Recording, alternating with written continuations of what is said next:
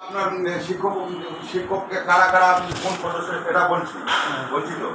তারপরে তৃতীয় নম্বর প্রশ্নে আমি বলছি যে বিদ্যুৎ আপনি করছেন, আপনি বলছেন যে হ্যাঁ করছি। আমি আপনাকে কি বলছি, আপনি ডকুমেন্ট দেন, পেপারস দেন। আপনি কি বললেন, আমাকে অফিস করতে বলছেন। এই তিনটা প্রশ্নই তো আমি করছি নাকি?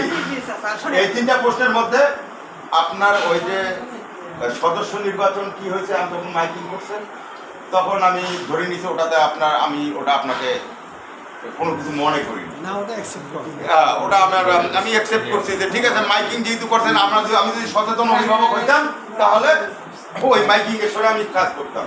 যেহেতু যখন আপনি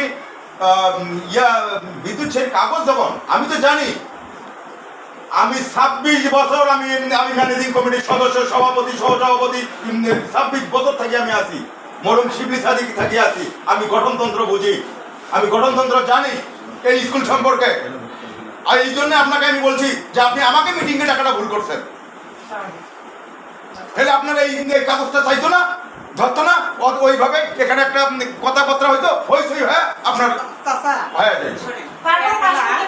তবে শোনেন, আপনাকে আমি বলি, আপনি দয়া করে, আমি মমিনের কাছে তোমাদের কাগজ গেছিল না বিগত কমিটির, হ্যাঁ, এর আগে আমি ডাঙ্গার কাছে, এর আগে আমি বিভিন্ন জনের কাছে, ঝন্টুর কাছ থেকেও আমি এই অভিভাবকটা, যখন আমি বিদ্যুৎ সেই কথা বললাম, আমি তো জানি যে কার কার কাছ থেকে সই লাগে। আপনি ম্যানুয়ালের কথা বললেন যে এখন এমপির কাছে নাই, এখন টিউনের কাছে আছে, অফিস আপনাকে দেবে। অফিস যদি আপনাকে নির্দেশ দেয় তাহলে ওই কাগজপাতিগুলো তো দেবে। যাই হোক ম্যাডাম, আমি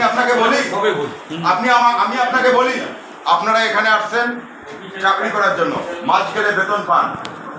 আপনার স্কুলের যে লেখাপড়ার মান কি সেটা আমরা কিন্তু আপনার এই পরিবেশ দেখলেই বুঝতে পারি।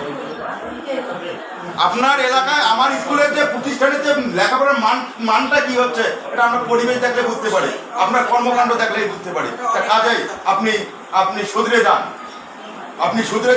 আপনি স্বচ্ছতা নিয়ে আসেন। দেখেন আপনি এখানে সুন্দরভাবে পরিচালিত হবেন, সুন্দরভাবে আপনাকে সবাই শ্রদ্ধা করবে।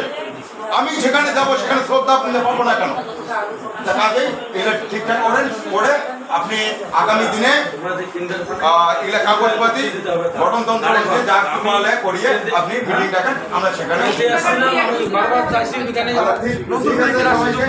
আপনারা কি আমার মেহমান